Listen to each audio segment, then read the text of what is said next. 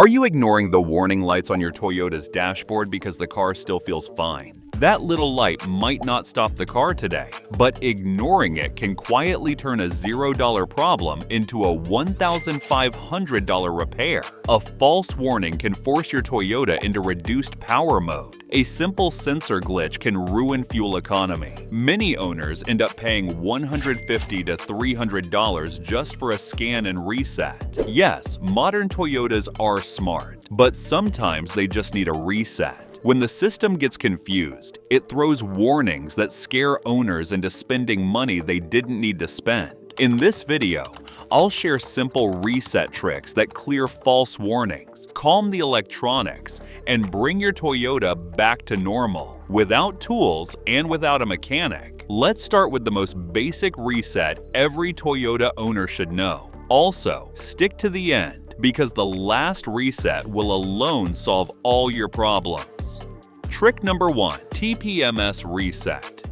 The most common frustrating issue I deal with in my shop is the tire pressure warning light. It often comes on when the weather changes, and most people end up at a shop where mechanics charge them around $60 for a simple reset. The truth is, you can do this yourself at home without spending a dime. Here's what you do. First, try the drive to reset method. Inflate all your tires, including the spare, to the recommended PSI. You can find this information on the sticker inside the driver's door. Then take your car out for a 10 to 15 minute drive at 30 miles per hour or faster. Many Toyota TPMS systems will recalibrate automatically while you drive, and the light will turn off. If the light doesn't reset, use the TPMS button. Turn the key to the on position without starting the engine. Locate the reset button. It's usually under the dashboard, near the glove box, or close to the steering column. Hold it down until the tire light blinks 3 times, then release it.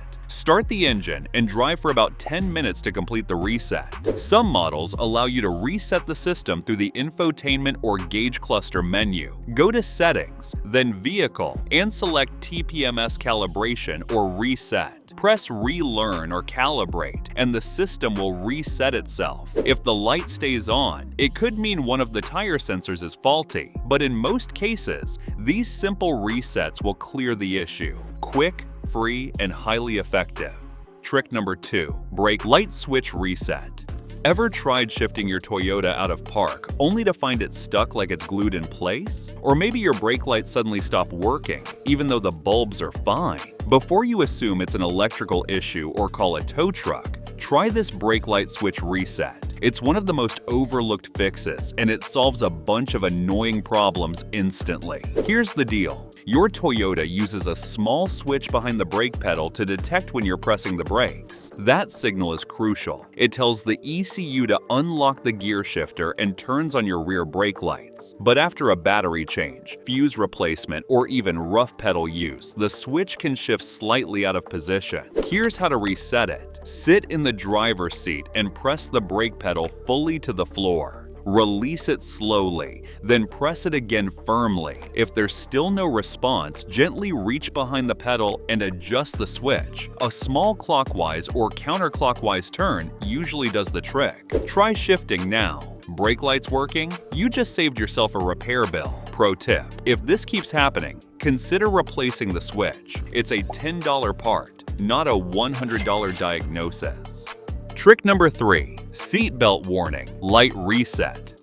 Ever buckle your seatbelt and that annoying chime still won't stop? Or maybe the seatbelt warning light keeps flashing even though everyone's buckled up tight? Before you yank the buzzer out or blame the sensor, try this clever seatbelt warning light reset. It's a quirky little fix Toyota doesn't mention, but it works. Here's what's happening. Toyota's seatbelt system uses a sensor in the buckle that talks to the ECU. Over time, especially after a battery disconnect or fuse issue, that sensor can lose sync. The car thinks nobody's buckled, even when you are, and keeps reminding you like an overprotective parent. Here's how to perform the reset. First, turn the ignition to the on position. Don't start the engine. You want all the dashboard lights on. Now focus on the driver's seat belt. With a steady rhythm, buckle and unbuckle the seat belt around 20 times. Try to do this within about 30 seconds. Not too slow, but no need to rush like a game show contestant. The goal is to send a repeated signal to the ECU that the seatbelt is working fine. As you finish up, keep an eye on the seatbelt warning light. You might see it flicker, fade out, or even hear a faint beep. That's your car's way of saying, "Got it." This quick sequence forces the system to recalibrate the seatbelt sensor logic. It works great after battery changes, fuse swaps, or whenever the seatbelt chime won't stop. If the light or sound doesn't go away, check for anything jammed in the buckle. Crumbs or debris can mess with the sensor. A little cleaning might be all it takes. Pro tip: if the reset fails, check for dirt or crumbs inside the buckle. It can block the signal. A quick spray of compressed air usually clears it right up. This fix works on most Toyotas from the mid-2000s onward. And best of all, it's totally free. If you made it this far, then consider liking this video, giving it a thumbs up, and subscribing to my channel. This helps me bring you more honest car advice. Trick number 4. Key fob reprogramming. Reset. Ever change the battery in your Toyota's key fob only to realize it suddenly stops working? Or maybe you've got a spare remote that just won't unlock the doors anymore. Before you rush to the dealership and hand over $100 for them to reprogram it, try this simple key fob reset at home. It literally takes about a minute, costs nothing, and works like a charm on most Toyota, from the early 2000s to the mid-2010s. Here's what usually happens. When the fob's battery dies or your car battery gets disconnected, the signal pairing between the car and the remote can get disrupted. But the good news is, you can resync them manually with a little hidden ignition trick. Sit in the driver's seat with all the doors closed. Insert and remove the key from the ignition twice within 5 seconds. Then close and open the driver's door twice. After that, insert the key again. Turn it to the on position. Don't start the car. Then turn it back to off and remove it. Now press any button on your key fob. If you've done it correctly, the doors will automatically lock and unlock, confirming the pairing was successful. This little trick works on most Toyota Camrys, Corollas, Highlanders, and even Lexus models. Trick number 5. Airbag warning light.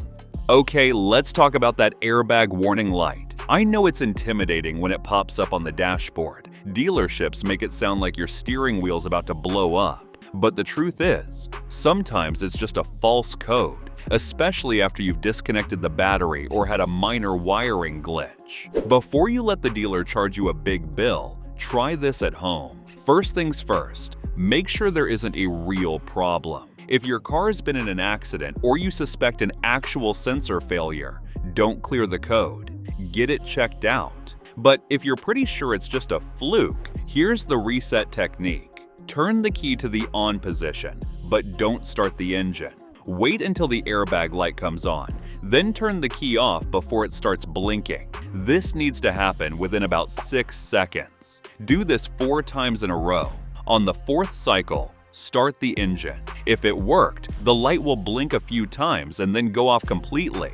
If the light's still on, you've got a couple of other options.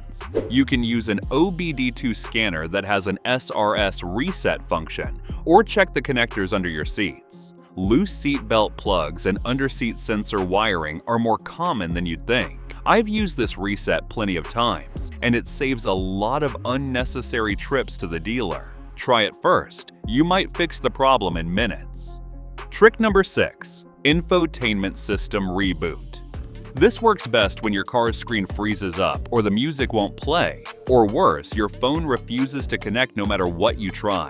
Don't panic. Your infotainment system probably just needs a quick reboot. It's no different from restarting your phone or hitting Ctrl+Alt+Delete on a computer, and you can do it yourself in minutes. Start with the basics. Unplug your phone and plug it back in, or turn the car off and back on. You'd be surprised how often this alone works. Use the built-in reset button. Many cars have a tiny reset hole near the volume knob. Push it with a paper clip or pen for about 10 seconds. Hold down the right buttons. RESETS systems will reboot if you press and hold the audio power button, or a combination like volume plus. Seek forward for 5 to 15 seconds. Check the owner's manual. Each car brand is a little different. Some use steering wheel buttons, while others need the car in accessory mode. Update the software. If nothing else works, make sure both your phone and your car's system are updated. If you're still unable to do it, a quick search on YouTube can help. Someone with your exact car has probably had the same issue and shared the solution. This soft reset can clear up all sorts of small issues. Frozen screens, Bluetooth and USB connection problems, navigation glitches, music cutting out, and even random reboots. It works because the system is designed to run a quick internal check every time the ignition turns on. Restarting forces it to refresh, and in most cases, that's all it needs. Trick number 7. ECU hard reset.